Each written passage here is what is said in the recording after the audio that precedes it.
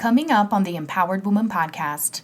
Look, just because you're getting older doesn't mean that you got to live in pain and be Mm. miserable and walking around with a cane. In terms of pain, there's a lot of things that can be done to make people feel better. And it doesn't even have to necessarily always be injections or whatnot. But I always tell people, look, you don't have to live this way, right? You don't have to take these pain medications ultimately. Welcome to the Empowered Woman podcast, the #1 show on visibility strategies for women entrepreneurs.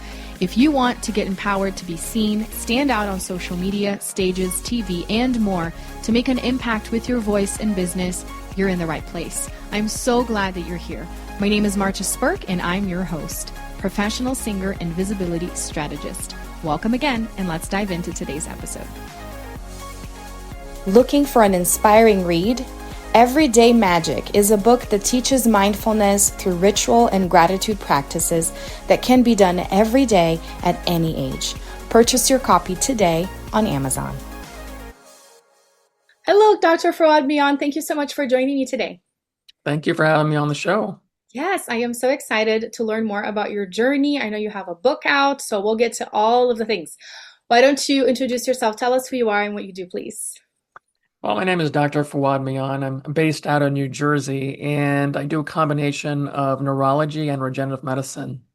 That's amazing. How did you get into that? What was the journey into all of that? Because I know we'll talk about you being, from the side of being a patient to then Yeah. now being a doctor too. Sure, yeah. Originally my path to neurology was more of just seeing patients who had had strokes and debilitating conditions, and that was just something that I gravitated towards because I was fascinated with the anatomy and fascinated how, these people could get better despite the injuries and all of that. As time went along, in especially my practice, I started seeing a lot of people who had injuries and other things that were going on that were being referred to from pain doctors, orthopedic doctors, and they would call everything neurological. Mm. And so at that time, I was thinking to myself, okay, well, it's not, kind of not. And I Mm-hmm. tried to find answers. Well, why are these people suffering through pain and why do they still have these symptoms? At the same time, what happened with me was I started getting my own injuries. One of the first things I had actually was I was lifting some weights and the weight slipped out of my hand and I ended up hurting my shoulder. Mm-hmm. And it was really, really painful to the point where it was hard for me to sleep on it. I couldn't put my arm above my head, put it behind my back. Uh, I was miserable. I couldn't do any physical activities that I'd like to do. And, I had to take pain medications for that. At the same time, lo and behold, as I started getting in my late 30s, and this was shortly right afterwards, I started having foot issues. I just woke up one day, started walking, and my foot started hurting. And, that was really excruciating and painful to the point where I had to go to the foot doctor, and the foot doctor was like, well, let's try some orthotics, do some other treatments, which didn't seem to help. Did some steroid injections actually into my foot. Mm. And I was like, okay, great. Steroids are great. Makes me feel better temporarily. And I just ran on my foot, and then I got an Achilles issue, Oh my which is goodness. the tissue right on the back of your heel, if you're keeping score there. So at this point, I had like an Achilles issue, something called plantar fasciitis, which is inflammation, irritation, the tissue in the foot. And I had an AC joint issue, which is a small little joint that's in front of your shoulder. So going back to the orthopedic doctor that I went to, he was like, one of the first things he said was, well, maybe I can get a surgery out of you. Oh, Maybe there's geez. something torn in there that I could try to repair. That's literally one of the first things that this guy actually even told me back then. Mm. And then he was like, okay, let's get some x-rays. Well, your joint looks like it's a bit damaged, maybe from the lifting or whatnot. And did an MRI. There was no tears, at least grossly, that could be seen. And the physician assistant did our favorite treatment, the steroid injection again in my shoulder, and made me temporarily feel okay. But at this point, I was in complete misery. Couldn't do much of anything that I wanted to do. In terms of my foot and ankle, I was wearing Frankenstein shoes and Mm. orthotics that just weren't helping. Oh my It goodness. was hard to go up and down the stairs, even then going into the New York City area, which is kind of where I'm close to, and getting up and down the stairs, going to the subway, walking around with family. They're just like, are you like 90 years old? I mean, you shouldn't be Right. walking like this. Like you're way too young for all of this. And that's at the time I started looking for all their alternative treatments. I started seeing a lot of the same kind of things similarly, like in my patients. I was like, oh, there's got to be a better way of doing this. Yeah. While medications can be helpful for certain reasons, and there are reasons for everybody being on something. For pain, felt like there was got to be a better way than this, and I started looking into something called prolotherapy way back when, around 2011, 2012. It's not something that is commonly known. Most people don't even know what it is, Mm. but it is one of the early regenerative treatments where you're taking a sugar-based solution that creates local inflammation that helps stimulate healing. So that's actually one of the very first things that I did for my Achilles, because that seemed to be the worst thing. Mm. Helped me, and I felt like, okay, this is great. And I was still having my other issues, so then I had to start self-treating myself. And one day in my clinic, I literally, after everybody left, I just threw off my shirt and I started injecting my shoulder after I had doing training and all that. And Mm. it took about 6 treatments to help undo the steroids that actually caused more damage. Oh, wow. Because when I put an ultrasound probe on my shoulder, it looked like, honestly, like a dog was chewing on it. It looked pretty Mm. bad. And I had to try to repair the ligaments to get that better. My foot got better with what we call platelet-rich plasma, which I believe, which to me is a step up from prolotherapy.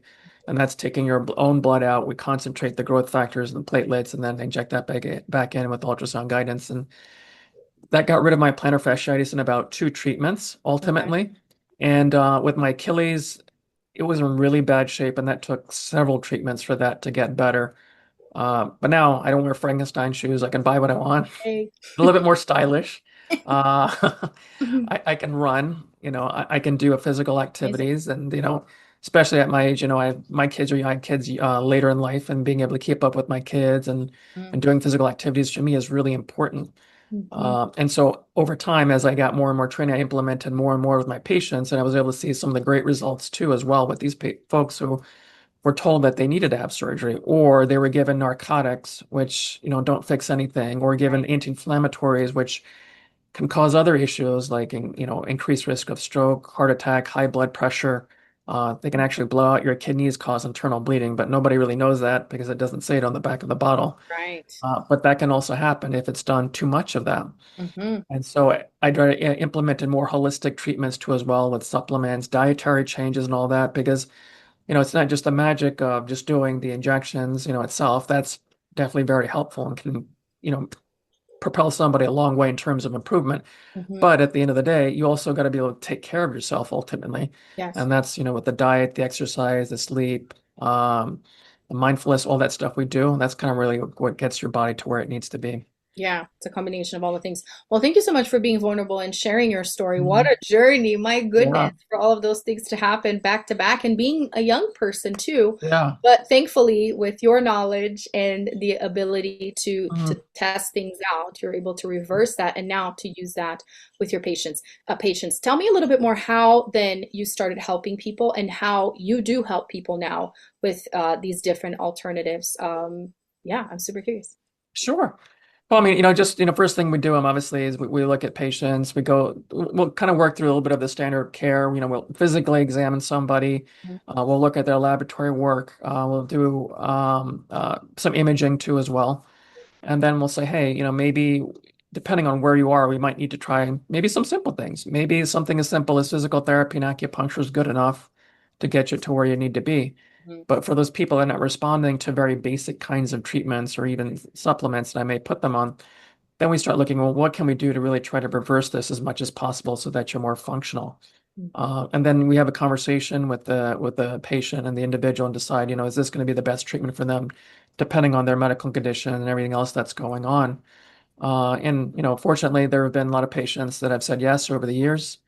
And the treatment itself, we obviously want to numb things up, make things comfortable, but we use ultrasound guidance to help visualize the area that's damaged, and then we inject in those areas to try to help stimulate tissue healing, and also with the joints too as well to stabilize them.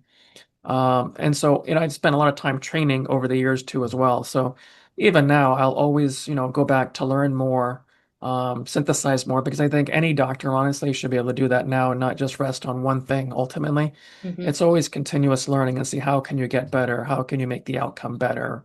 What can be the path of least resistance for somebody, but at the same time be something that's comprehensive to really help folks. Yeah, no, that's amazing. I love that it's a very unique approach to the individual instead of, oh, this is what's going on, let's do surgery, or this is what you need to Mhm. take, right? you Yeah. need to look at the individual and what is going on there, which leads me to a question about like pain. And Mhm. because we're talking about you were very young and all those things were happening, and at times as we get older, we kind of assume that's just part of Mhm. being older. Everything's going to hurt and just deal with it. What can you tell people about these misconceptions and what to expect as you get older, and what is, something to be concerned about and start looking for help?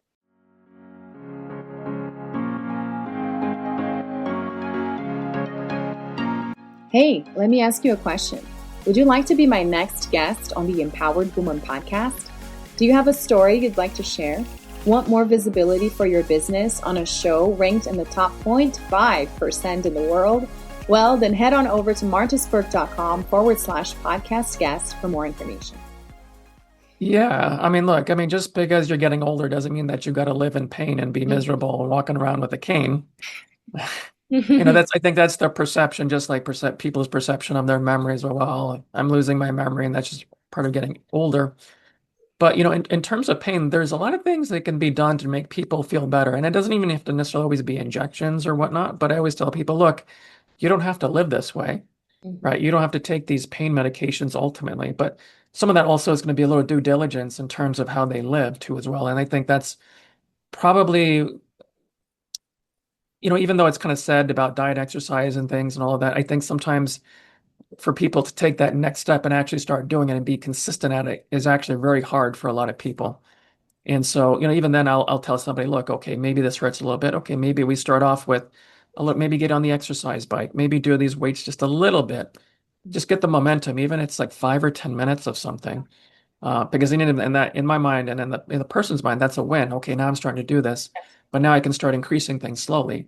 Maybe, for instance, and I'm speaking in very generic terms now, maybe if we eliminated gluten out of your diet, a very common thing that people have. Maybe after a month or two, you'll stop being achy, or maybe eliminating dairy, or maybe we do more of like a food sensitivity testing, or see if you've been exposed to mold and things like that.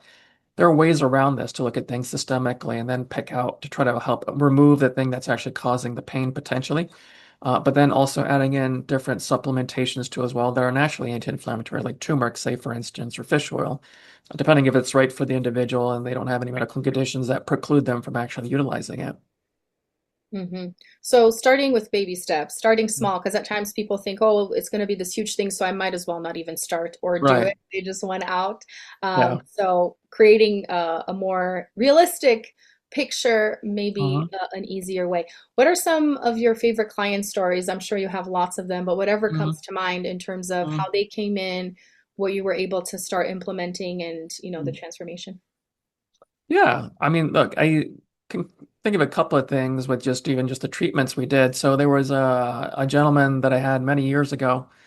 Very nice guy, a little thorn in my side to a certain extent, with his personality. But, here was a man who actually had surgery on his knee. Mm, And ever since he had the surgery, he had a problem with his foot, mm, had a hard time moving his foot. wow. And he didn't know what to do. And so naturally, you go see the neurologist. We did a nerve study. We did find some nerve irritation, but what I actually found when I ultrasounded him was it wasn't actually the nerve that I thought it would be. It actually was a bit higher up, and his one of his nerves in the back of his knee was really enlarged and swollen. Wow. How that happened in the midst of the surgery or whatnot, I can only speculate. I don't know. But I'm like, this guy's been sitting on this for 2 years, Wow. and nobody, it's not a common thing to do on our ultrasound and the stuff that we do, but I looked at it and we did like a treatment where we actually tried to help decrease inflammation of the nerve and unglue it, so to speak, so it started moving better. Within a matter of a couple of weeks, he was able to move his foot. Mm. He actually was able to go back to the gym. He was really excited about that. And then I had him come one day and he actually did a little dance for me. He wanted to show how his feet were moving. I was like, that was like complete awesome. And to me, it was out of like left field because I wasn't sure actually I could fix him. But Mhm. we found a way actually to make him better.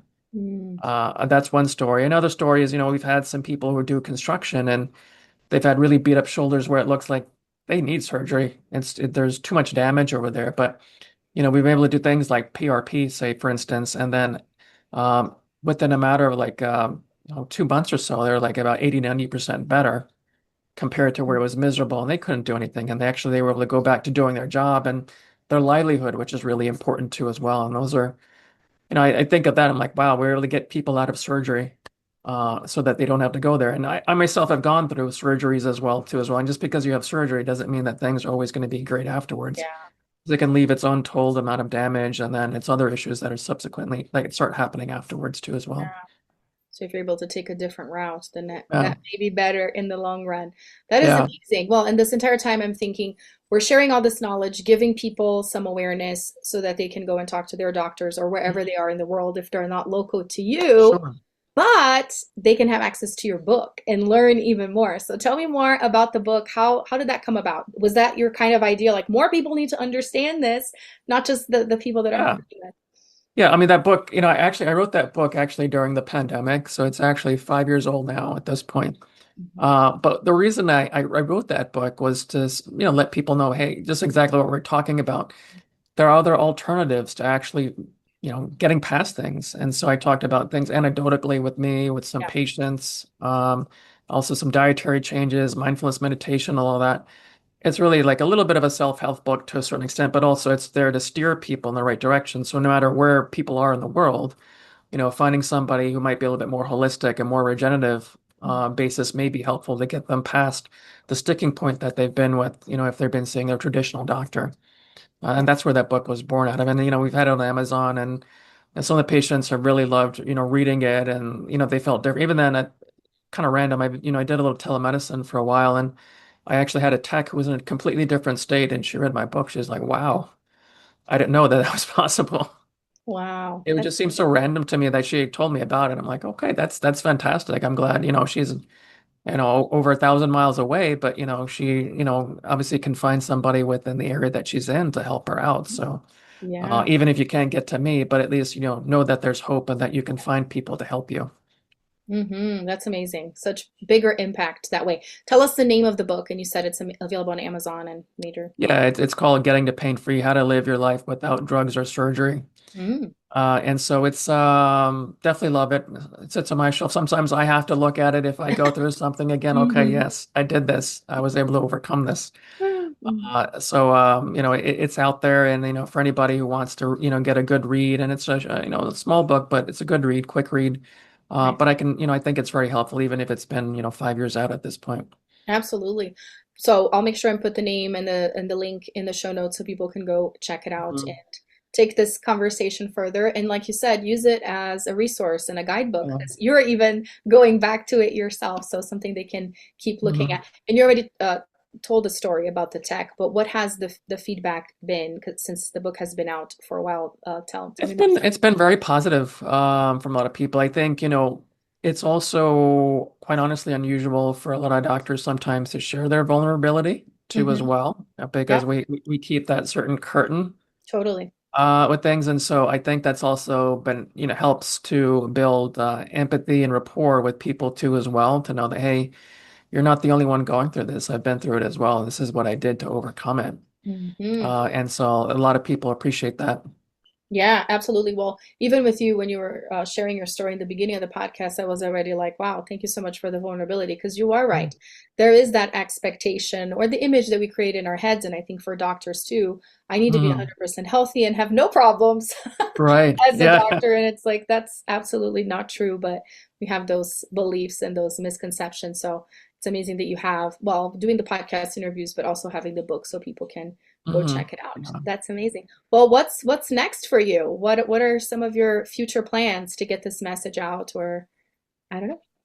Well, we definitely want to be talking about it more too as Mhm. well. So ideally we want to get also involved in more research related things too as well. And we have using more stem cell therapies too as well, like in the clinic. And we're trying to integrate more and more and bring more functional medicine into the practice too as well. So we want to be able to expand that and kind of get the word out even locally, but then something, potentially something bigger down the line. Yeah, yeah, that would be amazing. Got to get the word out. Yeah. So more people understand that there are different alternatives there. Awesome. Well, before I ask you how people can connect with you personally and where you hang out the most, if you do on social media, I like asking all of my guests what I call my $1 million question. Hmm. Are you ready? Sure. Okay, so Dr. Mian, usually I ask my women guests, what is an empowered woman to you? But I ask my guys, what is an empowered human to you? A powered human to me is somebody who is not contained in the bubble that they're in, but they can kind of think outside of the box and advocate for themselves ultimately, no matter what gender they may be. Uh, because that's kind of where you can find the nuggets of truth, and that's actually where you can grow as a human being ultimately. Mhm. So to me, that's one of the most powerful things. So true. So being open, which is what you did with yourself, right? Because sometimes Yeah. I would imagine as practitioners, you'd kind of be closed off in what you already know and what you already Hmm. studied, but you decided to go outside the box and look at what happened. So that's amazing. Yeah. Thank you for doing that and sharing it with the world. Yeah. Well, thank you for having me on the show. It was fun, and I really appreciate it. Absolutely. So tell us, do you hang out? If people want to connect with you and talk to you or share their insights after reading the book, are you on social media? Yeah, so on Instagram, we kind of rebranded to Ascend Regenerative, and that's where we are on Instagram. For people that want to contact us a little bit more directly into the office, we're at prolotherapy.com. Okay. So they can contact us there for any questions or any concerns or ideas that they would like. But we're there and we're here to help. Amazing. So I'll make sure and have all of that in the show notes. Thank you again for sharing with us. This was a great conversation, lots of food for thought. Yeah, thank you. Thanks so much for tuning in today. I hope this episode empowered you. And if you enjoyed the show, please join the Empowered Woman community on Facebook and share with friends or leave a review on iTunes so more people can discover this empowering message. Until next time, bye.